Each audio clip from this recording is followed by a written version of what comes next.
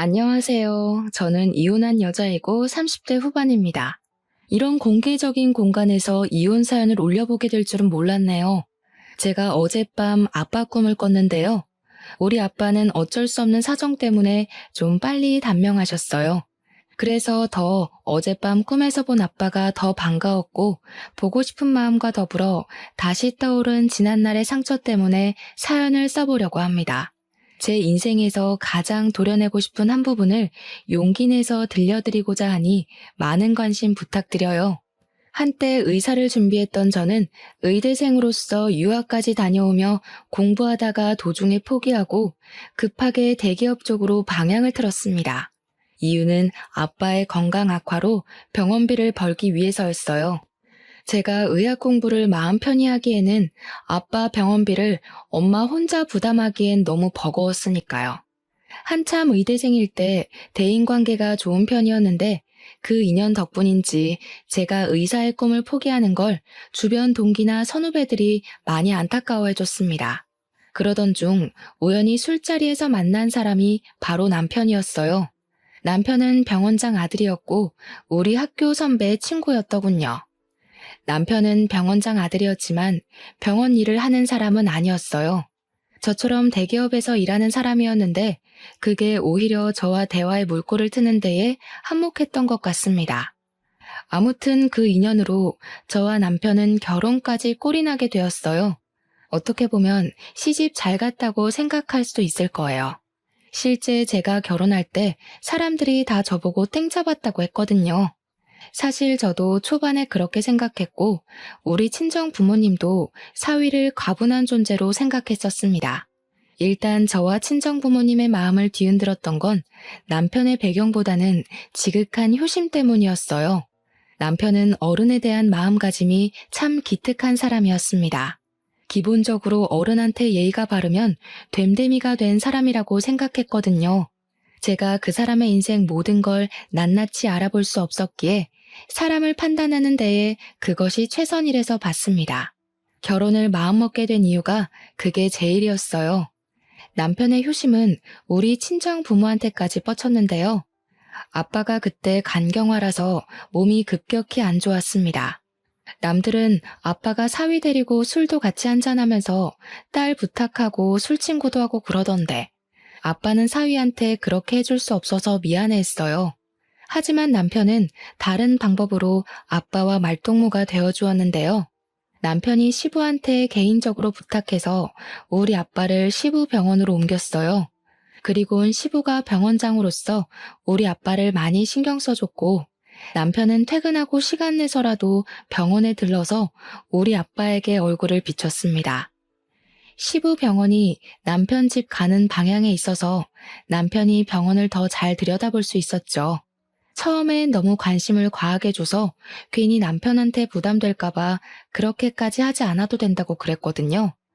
그런데 남편이 그저 좋아해서 한다는 말 때문에 더는 말릴 수가 없었습니다. 저보다 더 많이 신경을 써주니 얼마나 든든하고 고마웠는지 모르죠. 당연히 결혼하기 전에는 이렇다 할 문제가 없었습니다. 시부모님 두 분 다 제가 의료계에서도 일했고 대기업에도 종사하고 있으니 자기네 집안과 찰떡궁합이라면서 좋아해줬어요.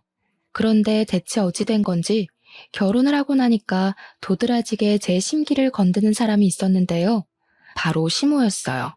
시부도 괜찮고 남편도 괜찮았는데 유독 시모만이 성질머리가 구시대적이었다는 겁니다. 이런 식으로 표현하는 게 맞을지 모르겠는데 제 기준에서 시모는 다소 조선시대 발상을 갖고 있었습니다. 아마 이렇게만 말해도 알아듣는 며느리분들 계실 겁니다. 앞뒤 꽉꽉 막혀서 그저 보복심리로 옛날 며느리상을 밀어붙이는 어른들을 말하는 거예요. 그게 저를 너무 괴롭게 만들었다는 거죠. 주로 어떤 식이었냐면요.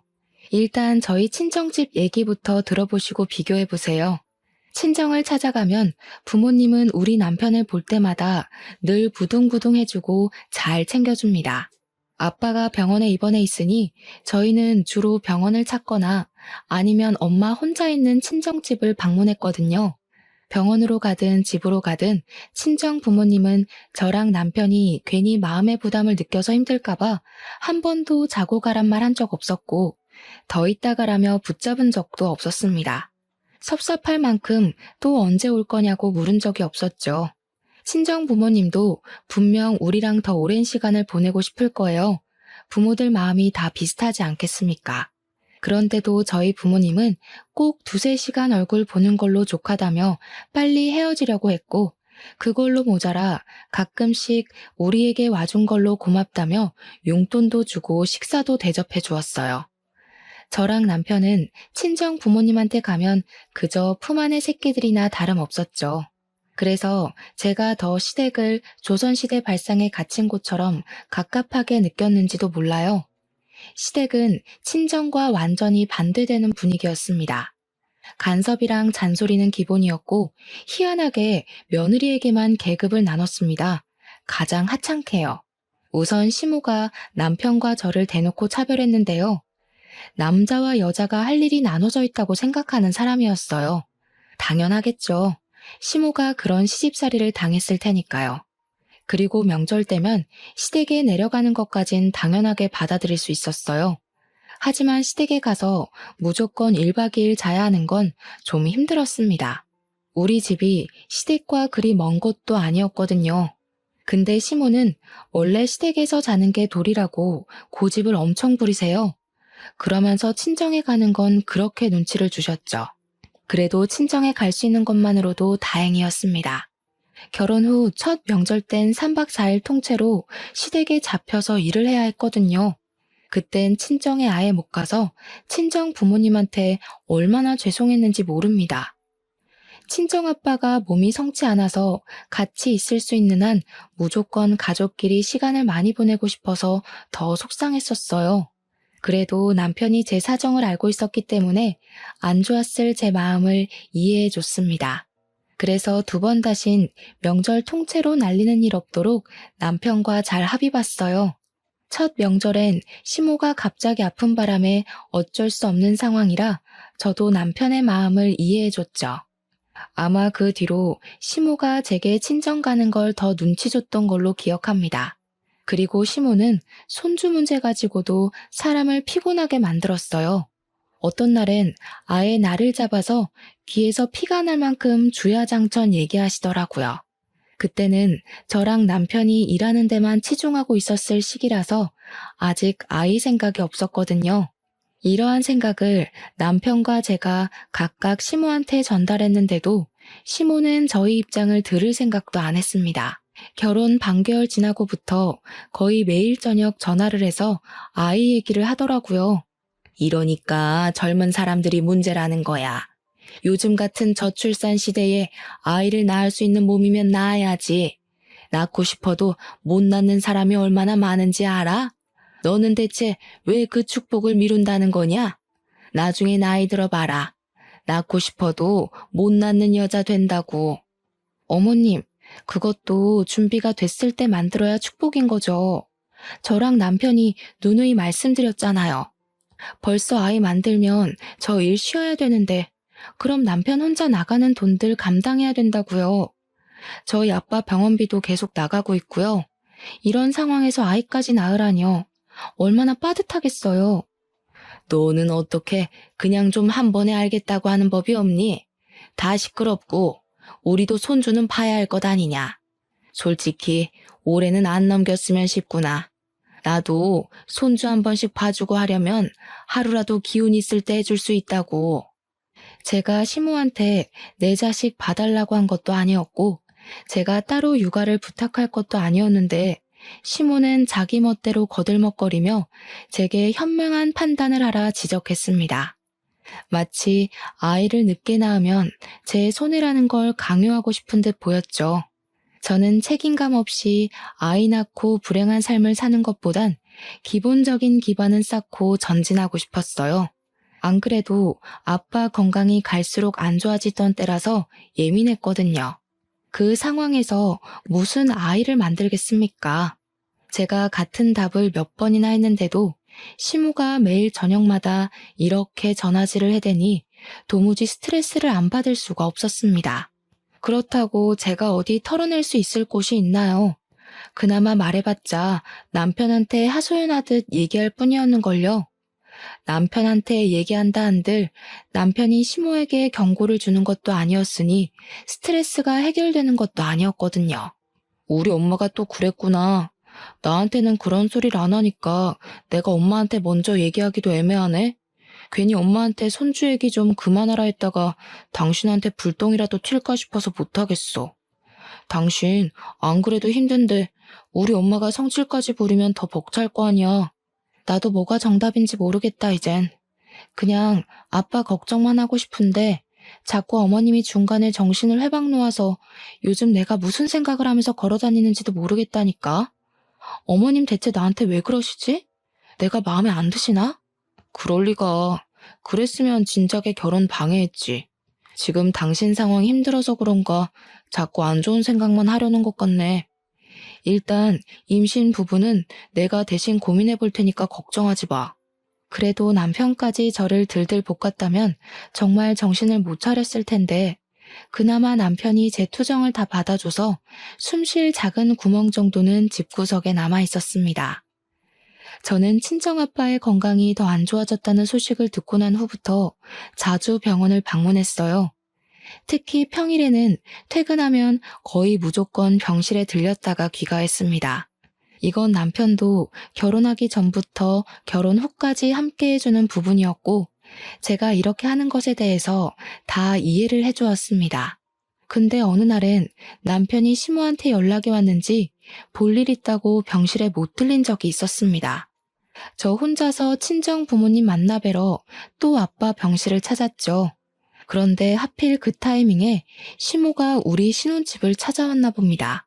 남편이 시댁을 방문하는 건 줄 알았는데 시모가 저희 집으로 오는 거였더라고요. 남편은 제 생각해서 제가 친정 아빠한테 가 있도록 일부러 말을 안 한 것 같았거든요. 그래서 저는 전화 받기 전까지만 해도 시모가 저희 집에 있는 줄 모르고 있었습니다.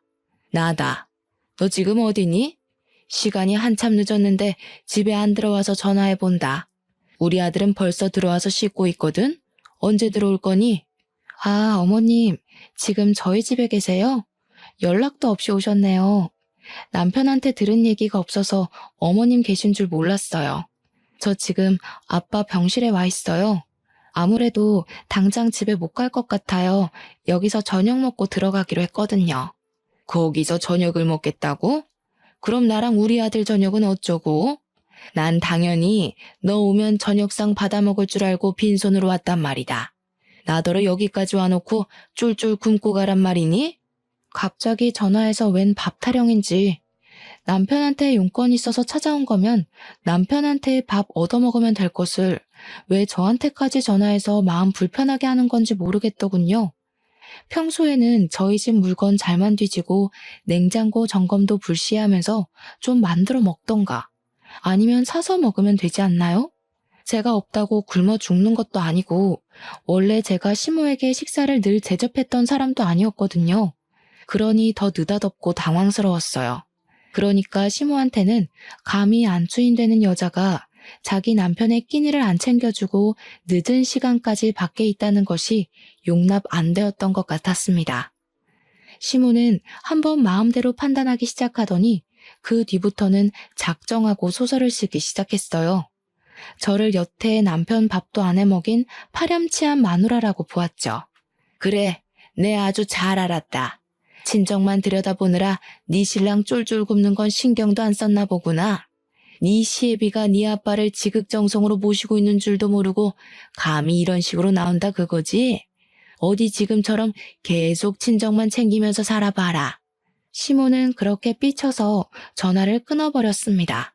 제 기분이 안 좋으니까 친정엄마가 그걸 용케 알아보고는 집에 무슨 일 있는 것 같은데 얼른 가보라고 하더라고요. 엄마랑 같이 저녁 먹기로 한 상황이었는데 시모 때문에 기분을 망치는 바람에 엄마 마음까지 불편하게 만들어버린 상황이 되어버렸어요. 고작 자기랑 남편 밥 안 차려줬다는 것 때문에 말이죠. 저는 그것이 좀 짜증이 나서 그냥 시모를 잠깐 무시하기로 했습니다. 시모도 예의 없이 제 기분대로 행동하는데 저도 순간적으로 그러고 싶었어요. 물론 시모 말대로 시모 덕분에 친정아빠가 병원장의 직접적인 관리를 받긴 했어요.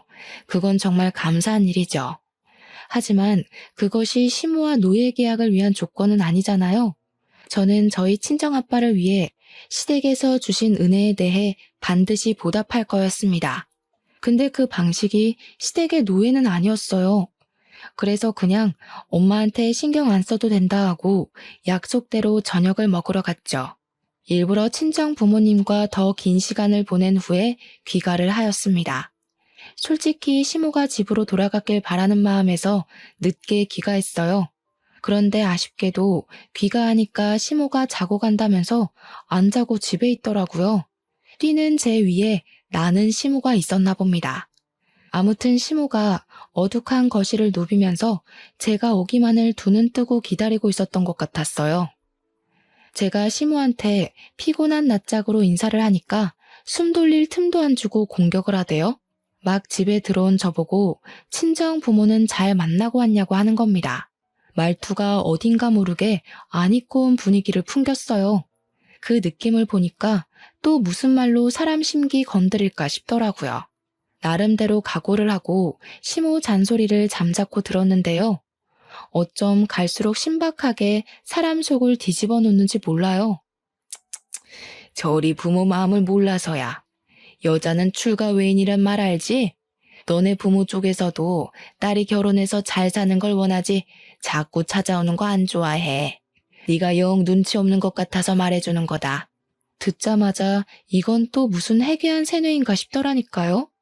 세상에 어느 부모가 자식이 품에서 떠났다고 영영 안 보길 원하겠습니까?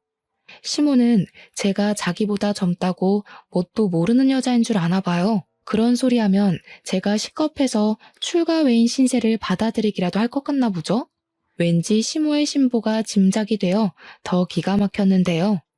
시모의 방정맞은 입은 정도를 모르고 결국 선을 넘어버렸어요. 그러니 앞으론 친정 가지 마라. 너네 친정만 챙기지 말고 남편을 챙기라고. 넌 결혼한 순간부터 남편 사람이라는 거 모르니?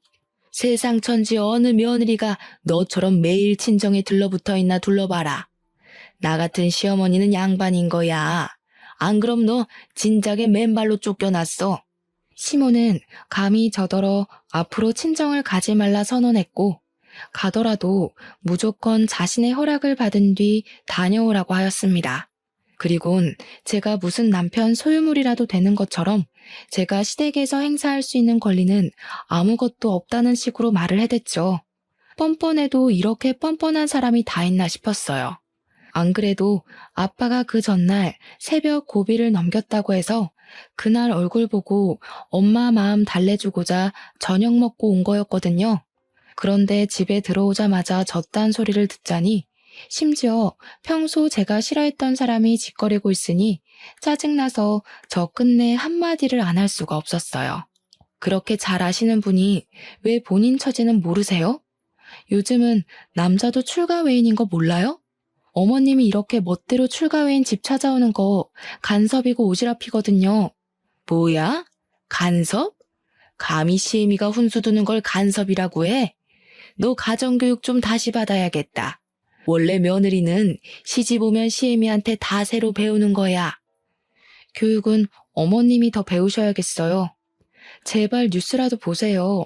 명절에 인사도 안 가려는 자식들 얼마나 많은지 모르겠어요? 제사까지 싹 다 없애자고 남편 종용하기 전에 적당히 하세요. 남편도 어머님 품 떠나서 제 사람 된 자식이니까 집착 좀 그만하시고 계속 찝쩍거리실 거면 제가 뭘 하든 신경 끄시던가요. 제발 좀 하나만 하시라고요. 제가 결혼하고 나서 목청을 크게 높여본 적은 그날이 처음이었을 겁니다. 저는 저 때문에 혈압 올라 보이는 시무를 내버려 두고 방에 들어가 버렸어요. 방에 있던 남편이 거실에서 큰 소리가 난 후 제가 들어가니까 무슨 일이냐고 묻는 겁니다. 한번 폭발한 감정은 더 이상 숨겨지지 않았어요. 저는 소리내어 울면서 남편한테 하소연하였습니다. 어머님 정말 너무하신 거 아니야? 날 낳아준 부모님한테 평생 가지 말라는 게 할 소리냐고. 내가 왜 우리 부모님이랑 생이별을 해야 되는데? 그렇게 살아야 할 바엔 그냥 이혼하고 말 거야. 제 말에 당황한 남편 또한 21세기에 친부모와 생이별시키는 건 좀 아니라고 생각했는지 한참 저를 달래다가 밖으로 나갔어요. 시모랑 대화를 하는 듯 했습니다. 시모가 본인 성질을 감당 못하는 건지 중간중간 큰 목소리가 나기도 했어요. 그래도 남편이 저와 못 만나게 하는 덕에 시모가 안방으로 쳐들어오는 일은 없었습니다. 시모는 그날 우리 집에서 자지 못하고 결국 남편이 댁으로 바래다 줬어요. 새벽에 괜히 남편만 고생을 했죠. 그 뒤로 시모가 저희 집에 왕래 없었던 건 아닙니다. 다만 약간의 변화는 있었어요. 시모가 저희 집을 찾아오더라도 저를 건들지 않더라고요. 제가 뭘 하든 잔소리하는 사람이었고 그 시선을 제 뒤통수에 붙이고 있던 사람이었는데 이젠 자유롭게 내버려 두셨죠. 그렇다고 저랑 사이가 완만했던 건 또 아니었어요. 좋게 말해서 자유롭게 내버려뒀다고 한 거지 사실 저를 투명인간 취급한 거나 다름없었습니다. 시모는 제가 인사를 해도 무시했고 식사를 준비해도 겸상을 안 했습니다. 그럴 거면 우리 집에 왜 자꾸 오는 건지 모르겠는데 자기 먹을 반찬과 밥을 따로 챙겨와서 냉장고에 넣어놓고 찬밥이랑 젓갈만 먹었어요. 어찌 보면 시위라고 볼 수도 있겠네요. 너무 신경 쓰이는 행동이었지만 신경 써달라고 발악하는 것 같아서 오히려 신경을 꺼버렸습니다. 저도 시모를 투명인간 취급했더니 신기하게도 시간 지날수록 마음이 점차 편해지더군요. 그렇게 좀 잠잠한 시간이 흐르는 것 같았어요. 하지만 역시 한 번 원흉은 영원한 원흉인가 봅니다. 어느 주말 아침에 또 사달이 나고 말았어요. 엄마가 저랑 남편이 좋아하는 반찬을 싸준 적이 있었는데요. 그걸로 아침상 차리려고 냉장고 뒤졌는데 감쪽같이 없어진 거예요. 제가 분명 잘 보이는 곳에 놔뒀기 때문에 못 찾을 리는 없었고 저 아니면 손댈 사람도 딱히 없어서 사라질 이유도 없었거든요. 근데 신기루처럼 없어졌길래 참 귀신 고칼 노릇이라 생각하면서 냉장고를 뒤졌는데요. 그때 시모가 어슬렁거리며 뒤늦게 주방으로 들어오더라고요. 그 순간 정말 설마 싶은 불길한 촉이 들었습니다. 그래서 시모한테 다짜고짜 반찬 어디 갔냐고 물어봐 버렸어요. 아, 그거? 곰팡이가 폈는지 냄새가 이상해서 다 갖다 버렸다. 대체 얼마나 묵혀뒀길래 음식 썩는 줄도 모르고 그렇게 처박아 둔 거니? 친정 신경 쓰느라 이젠 집안일까지도 점점 뒷전되는 거냐? 뭐라고요? 반찬이 썩다뇨. 그거 엊그제 챙겨온 건데 무슨 소리 하시는 거예요? 친정엄마가 남편 좋아하는 반찬까지 챙겨서 주신 거라고요. 응? 엊그제? 그럼 포장이 허술했나 보네. 분명 쉰내 났었어. 근데 앞으론 너네 엄마한테 그런 거 싸주지 말라고 해라. 내가 조금 맛보니까 간이 옳지도 않고 속만 버리겠더라.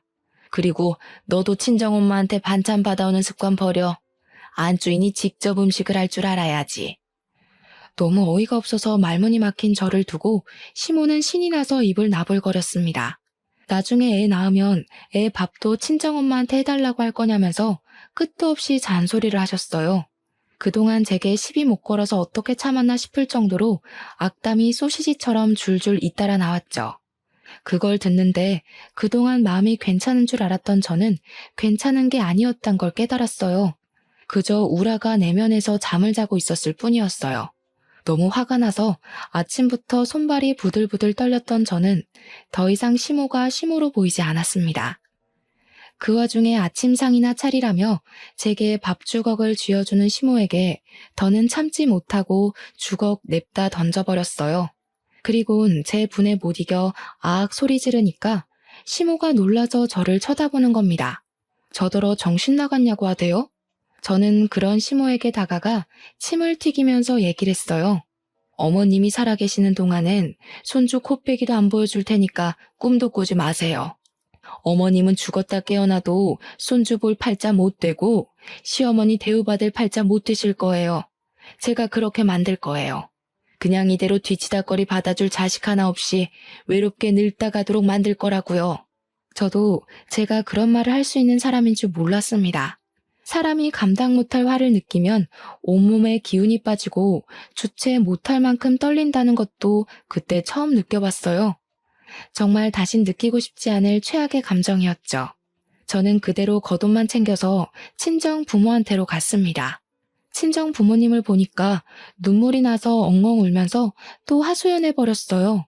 부모님은 병원장인 시부에게 감사해서 사돈으로서 잘하고 싶은데 힘들어하는 저를 보면 가슴 미어지게 미안해서 이도저도 반응하지 못하셨어요. 전 그게 또 제 나름 불효를 저지르고 있는 것 같아서 괜히 죄송했습니다. 조금만 더 참아볼 걸 하고 뒤늦게 후회를 했죠.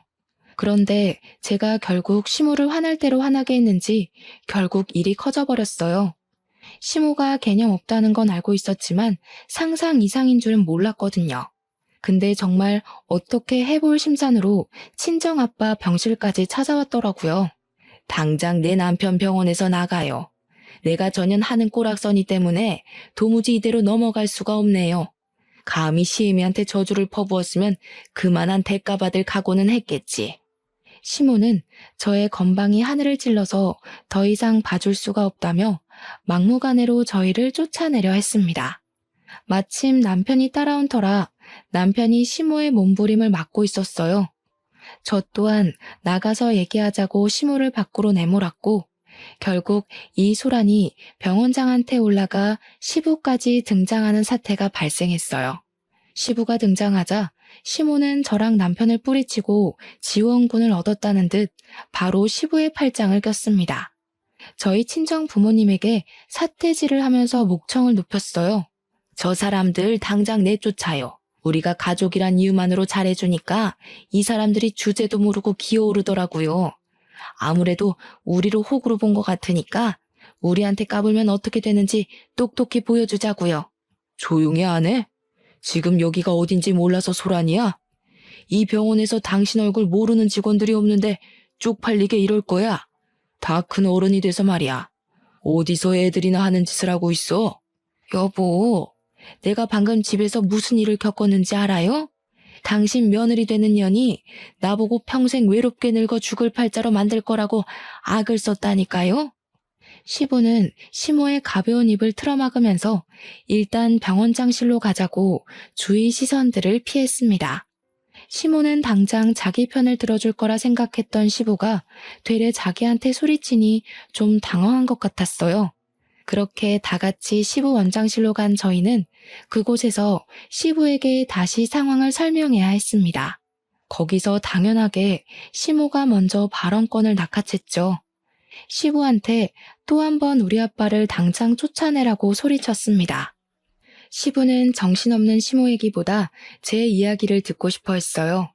저는 시모가 친정엄마 반찬을 허락 없이 버린 것부터 제가 겪은 일들을 전부 얘기했죠. 상황을 모두 들은 시부는 더욱더 시모를 다그쳤습니다. 다짜고짜 우리 아빠를 내치라는 시모의 발언에 그게 지금 말이 되냐고 철없는 소리 하지 말라는 식으로 시모에게 으름장을 놓으셨어요. 시모는 자기 입맛대로 상황이 안 돌아가자 또 자기 성질을 견딜 수 없었나 봐요.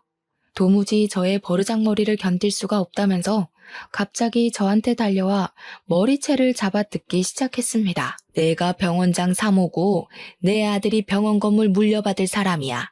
감히 니까짓 게 우리 집안이랑 어울린다고 생각해? 너한테는 내 재산 한 푼도 못 줘. 누가 재산을 달라 했나요? 대체 왜 자꾸 자기 망상에 빠져서 저를 괴롭히는지 모르겠더군요.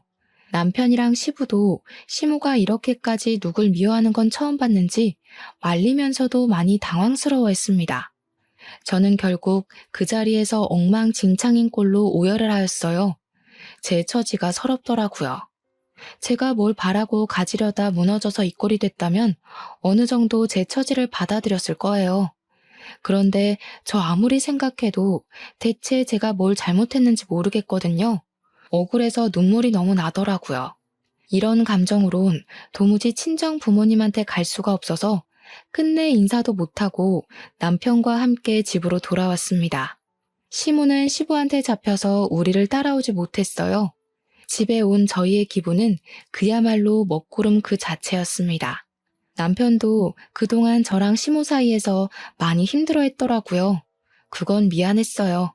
근데 그 때문에 남편이 제게 하는 말은 좀 서운했습니다. 도대체 왜 나한테 그러냐? 둘 다 왜 그래?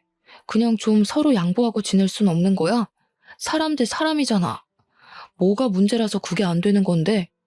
엄마는 나이가 많아서 그렇다 쳐. 당신은 엄마보다 젊고 훨씬 깨어있는 사람이면서 왜 이렇게 답답한 짓만 해? 뭐? 그게 지금 할 소리야? 막말로 당신이 중간에서 잘했으면 어머님이 당신 무서워서라도 저런 식으로 못했겠지. 나만 이 관계에 대해 문제가 있는 거라고 생각해? 당신 엄마잖아. 당신 엄마가 이유 없이 나한테 시비 걸고 있는 거 보면 좀 나서서 방패해 줄 수 있는 거 아니야? 나라고. 뭐 장인어른 장모님이 무조건 마음에 들어서 그렇게 웃는 낯으로 만나는 줄 알아? 나도 가끔은 회사에서 스트레스 받고 오면 다 짜증나고 귀찮을 때 있어. 근데도 티 안 낸다고. 야, 비교할 걸 비교해. 당신은 회사에서 스트레스 받지? 나는 회사에서 받은 것만큼 당신 엄마한테서 더 받아. 당신도 당신 엄마가 얼마나 말도 안 되는 사람인지 눈으로 보고 듣고 했잖아. 근데도 내가 이해 안 된다는 거야? 나도 이제 모르겠다. 그냥 될 대로 살래. 당신이랑 엄마가 싸우든 말든 신경 안 쓸 거니까 나한테 얘기하지 마. 언제는 신경 쓴 것처럼 얘기한 것도 좀 웃기더군요. 아무튼 남편이 저와 시모와의 갈등을 그저 관찰자 시점에서 지켜보고 있었던 이유는 매번 더 큰 피해를 줄이기 위해서라고 했었는데요. 저는 그걸 괜히 불똥 튈까봐 핑계댄 거 아니냐고 마지막까지 지적하며 자각시켜 주었습니다. 남편은 제 말에 대답도 안 하고 거의 포기하고 싶어하는 모습이었어요. 자기는 그놈의 중립 지키느라 아무것도 안 하고 보기만 했으면서 뭐가 그렇게 지친다고 울상을 짓는 건지 모르겠더군요. 시모가 한참 제게 난리칠 땐 이혼 위기가 왔어도 친정아빠 생각해서 버틸 만큼 버텨보고자 했는데 남편이 대놓고 포기하고 싶다는 반응을 보이니까 그땐 정말 이혼을 해야겠다는 마음이 들더라고요. 남편이 아무리 저희 부모님께 잘했어도 결국엔 팔은 안으로 굽는 법인데 제가 그걸 망각했던 것 같아요. 부부가 되는 순간 남편이 제 사람인 줄 알았고 제 가족인 줄 착각했던 거죠. 그래서 혼자 의지했고 기대했는데 역시 핏줄로 연결된 가족은 이길 수 없는가 봅니다. 그날이 남편한테 가장 크게 실망한 날이었어요. 저는 그 뒤로 남편에게 더는 바라지 않았고 남편과 싸우려 들지도 않았던 걸로 기억합니다. 그러나 당장 이혼을 마음먹진 못하고 있었어요. 정말 하늘이 원망스럽게도 저희 아빠 건강은 계속해서 안 좋아지셨거든요. 이혼이 결코 가벼운 사항은 아니잖아요. 컨디션 조절이 중요한 아빠에게 딸의 이혼이란 상처를 안겨주고 싶진 않았습니다. 그런데요, 그게 아빠를 위한 길인 줄 알고 욕심냈던 제 마음이 오히려 아빠를 위험에 빠뜨리게 되는 상황이 닥쳤는데요. 어쩌면 아빠가 일찍 돌아가신 건 저 때문이라고 봐야 할지도 모르겠네요. 이건 제가 정말 이혼을 결심한 이유와도 같습니다. 결정적인 이유엔 당연히 시모란 존재가 있었고요. 그날의 시모는 아직도 제게 괴물처럼 소름 끼치게 남아있어요. 우선 제 입에서 이혼 소리가 나온 건 바로 친정아빠가 돌아가셨을 때였습니다. 앞서 시모가 저희 아빠 병실에 찾아와 난동을 부렸다 말씀드렸잖아요. 시모가 그 난리를 친 후 친정아빠는 이틀 뒤 급격하게 컨디션 저조가 찾아왔어요. 그때만 해도 고비를 지난 지 얼마 안 되었을 때였는데 또 고비를 맞게 된 셈이었죠. 숨이 겨우 붙었는데 다시 호흡장애가 찾아왔다고 이해하시면 편하시겠네요. 고비를 한 차례 넘겼을 때보다 몸이 더 안 좋았던 아빠는 끝내 뒤이어 찾아온 고비까진 이겨내지 못했던 거예요. 의사들이랑 시부까지 나서서 애썼지만 결국 가족들이랑 인사도 할 시간 없이 그렇게 갑자기 떠나셨습니다. 상황이 너무 안 좋을 때 떠나서 더 마음이 아팠던 아빠의 죽음, 그리고 아빠의 사망 선고가 내려진 순간 혼절해버린 엄마까지. 그 소식을 한꺼번에 접했을 때 저는 세상에서 제가 제일 불행하고 슬픈 처지인 줄 알았을 만큼 괴로웠어요. 그래도 남편이 장인어른에 대한 정은 있었기에 함께 눈물은 흘렸습니다. 남편 또한 아빠가 눈을 감기 전 식구들의 난잡하고 안 좋은 모습을 보고 떠난 것 같아서 마음이 많이 무겁다 했어요. 당신이 나한테 많이 실망했다는 거 알아. 그래도 장인어른 가시는 길만큼은 서로 얼굴 붉히지 말자. 나 3일장 내내 당신이랑 장모님 잘 챙기고 싶어. 장인어른한테 부끄러운 모습 만회하고 싶다. 남편은 진심으로 저를 위로해줬습니다. 그 때문에 저는 우리가 서로를 미워해서 싸웠던 게 아니란 걸 그때 좀 객관적으로 깨달았었네요. 아빠가 돌아가신 그 순간만큼은 이혼을 하고자 하는 제 마음도 지쳤던 남편의 마음도 잠깐 휴정에 들어갔습니다. 부부로서의 초심을 보이는 것이 온전히 고인된 아빠에 대한 예의라고 생각했죠. 근데 그런 마음이 길게 못 갔다는 거예요. 결국엔 그마저도 근원은 시모였습니다. 엄마가 혼절하는 바람에 장례식장은 저랑 남편이 준비를 했어요. 시부 병원과 연계된 곳이라서 시부 덕분에 비용적으로 도움을 많이 받았습니다. 친정엄마는 시부가 간호사들한테 부탁해 신경 쓸 테니 저더러 장례식에만 집중하라 하더군요. 감사했죠. 그런데 몇 시간 지나지 않았을 때였어요. 시부한테 전화가 오더라고요. 정말 미안한데 아무래도 네가 좀 와봐야겠다. 안사돈 진정시켜줄 사람이 너밖에 없을 것 같아서. 엄마가 깨어났다는 사실에 저는 더 묻지 않고 전화를 끊었습니다. 남편에게 장례식을 부탁한 뒤에 병원으로 달려갔어요. 엄마가 시부랑 간호사들 사이에서 바닥을 구르면서 울부짖고 있더라고요. 가까이 가서 보니까 엄마는 시부를 붙잡고 원망을 하고 있었습니다. 그 살인자 당장 데려오라고. 나 가만 안 둘 거야. 내가 똑같이 단명시켜버릴 거라고. 엄마는 거의 정신을 놓은 사람과도 같았습니다. 자꾸 알아들을 수 없는 얘기를 하는데 제가 알고 있는 평소 엄마의 모습과는 너무 다른 사람 같아서 무섭기도 했어요. 저는 시부에게 되레 물었습니다. 우리 엄마 도대체 왜 이러는 거냐고 말이죠. 근데 시부 반응이 의미심장했어요. 뭔가 엄마가 이렇게 정신이 나가 있는 이유에 대해서 알고 있는 듯한 표정이었습니다. 저는 그제야 시부를 더 재촉했어요. 그랬더니 시부가 간호사들을 다 물려놓고 제게 얘기를 했어요. 또 그날이 문제였답니다. 시모가 우리 아빠 병실 쳐들어왔던 그날이요. 그날 저랑 남편이 먼저 귀가하고 나서 저는 시부가 시모를 집에 보낸 줄 알았거든요. 그런데 시모가 우리들 몰래 한 번 아빠 병실로 들이닥쳤다네요. 그럴 줄 몰랐고 갑작스러웠던 상황이라서 시모를 막아주는 사람은 아무도 없었답니다. 시모가 분에 못 이겨 멧돼지처럼 돌진했는데 속도 조절을 못하고 그만 아빠 위로 엎어진 거예요. 그걸 엄마가 뒤늦게 잡아당기면서 비명을 지르자 직원들이 병실로 들어왔고 다 같이 시모를 겨우 끌어내서 시모를 내쫓았다고 해요. 그때 우리 아빠가 잠깐 쇼크가 왔다고 합니다. 그 바람에 큰일 날 뻔도 했대요. 시부가 예상하길 아마 그 충격이 컨디션에 큰 문제가 되지 않았나 얘기를 하더라고요. 정말 미안하다. 내가 너랑 안사돈한테는 참 얼굴들 낯이 없어. 아무리 용서를 구해도 소용없겠지만 정말 미안하다는 말밖에 할 말이 없구나. 내가 바깥 사돈한테 감히 조의를 해도 되는 건지도 모르겠다. 그 자리에서 마치 아빠의 사망 선고를 다시 듣는 것 마냥 저 또한 서럽게 울었습니다. 엄마가 시부를 원망하는 걸 말리던 것도 더는 못하고 그저 이런 인연을 끌고 와 버린 제 자신을 원망하기만 했죠. 그리고 저는 엄마를 모시고 장례식장으로 갔습니다.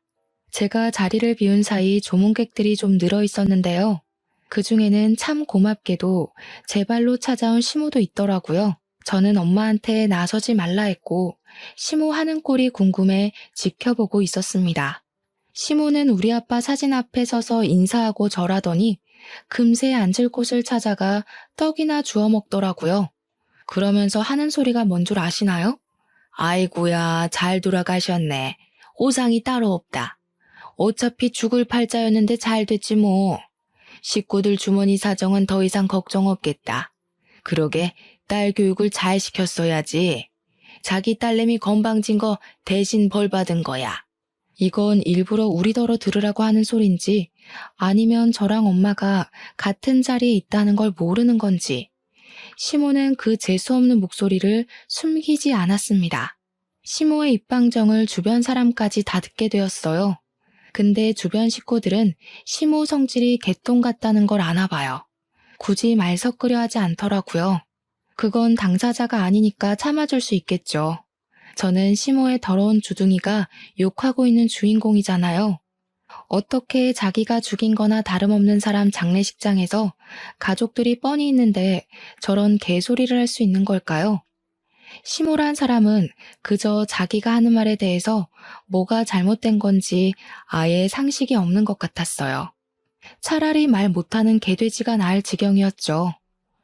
시모가 자기 앞날도 모르고 떡을 껌처럼 질겅질겅 씹고 있길래 오랜만에 오만정 다 떨어지더군요. 머리 끝까지 화가 났던 저는 이제 그만 시모와의 인연을 정리하려고 움직였습니다. 눈앞에 보이는 접시에 담긴 김치를 들었어요. 그리곤 시모 얼굴에 패대기 쳤고 놀라서 숨 돌리고 있는 시모를 두곤 처먹고 있는 그 떡도 시모 얼굴에 패대기 쳤습니다. 나 지금 그쪽 만난 거 진짜 하늘이 원망스러울 정도거든요? 근데 이제 나만 그런 거 아닐 거라서 이해해 보려고요. 그쪽도 앞으로 나 만난 거 하늘까지 원망하게 될 거예요. 내가 당신 인생 완전 똥통으로 만들어버린댔잖아요. 이 정신 나간 년이 아직도 정신 못 차렸네. 네 아빠 뒤진 걸로도 말을 안 듣겠다? 새파랗게 어린 네가 나를 이길 수 있을 거라고 생각해? 나 병원장 3호야. 내 말 한마디면 지금 네 아빠 장례식도 엎을 수 있다고. 시모 입에서 아빠가 언급되는 게 너무 싫었던 저는 식탁 위에 있던 육개장에 침을 뱉어 시모한테 또 퍼부어줬습니다. 시모는 제가 무슨 짓을 할지 지켜보고 있었으면서도 그걸 못 피해서 처맞고 있더군요. 병원장 3호? 당신 죽을 때는 와서 눈물 흘려줄 식구들도 없게 할 거라 했을 텐데 썩어 빠진 자궁 때문에 겨우 아들 하나 덜렁 낳았으면 며느리 하나 있는 것도 귀한 줄 알았어야지. 자기 노후 시궁창 만들고 싶어서 작정을 하셨네. 이 살인자녀나 어디 원하던 대로 혼자 한번 잘 살아봐봐. 저는 남편한테 가서 내 손으로 시모를 내쫓으면 머리채를 잡을 것 같으니 직접 데리고 나가라고 했습니다. 남편은 제가 시모에게 퍼붓는 동안 지켜보기만 할 뿐 아무것도 못했어요. 시부가 같이 있었는데 시부한테 시모의 행실을 다 들은 것 같더라고요. 저는 제 말대로 시모를 데리고 장례식장을 나가는 남편에게 마지막 인사를 남겼어요. 장례식 끝나는 대로 이혼하자고 말이죠. 남편은 대답 못하고 그냥 가버렸어요. 그렇게 짧고도 버거웠던 3일이 지나고 아빠를 보내드렸습니다. 이후 저는 망설임 없이 남편에게 이혼 소송을 걸었고 시모랑 남편을 대상으로 정신적 손해배상을 청구했어요. 그리고 시부가 손수 건네준 병원 임직원들 증언과 CCTV 영상을 확보로 시모의 행포를 법정에 고발할 수 있었습니다. 시모는 상해치사죄로 인정되어 무려 4년형의 징역을 살게 되었죠. 그 시기에 시부가 시모로부터 이혼 소송을 제기했다고 들었습니다. 저는 시모가 구속되기 전 몸도 마음도 빈털터리가 된 그 꼴을 직접 지켜보고자 법정에 나가 있었어요. 시모는 뒤늦게 제 다리를 붙잡으며 용서를 빌더군요. 살려달라고 구질구질하게 매달리는데 고작 이 천박한 아줌마 때문에 우리 아빠가 일찍 돌아가신 것 같아서 또 화가 나더라고요. 이제 진짜 외롭게 늙어 죽을 일만 남았겠네요. 그게 싫으면 깜빵 친구들이나 사귀어 보시던가요. 혹시 알아요? 지옥 가는 길만큼은 친구들이랑 동행할 수 있을지.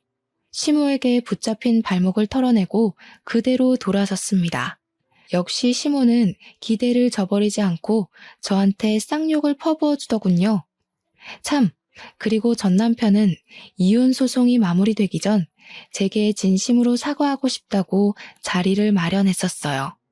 전 남편이 어른한테 예의가 발라서 좋아했었는데 그 마음이 아내와 엄마 사이에서 중간 역할을 못하는 걸로 연결될 줄은 또 몰랐네요. 어떻게 보면 전 남편과는 참 휴전 같은 만남이었을지도 모르겠어요.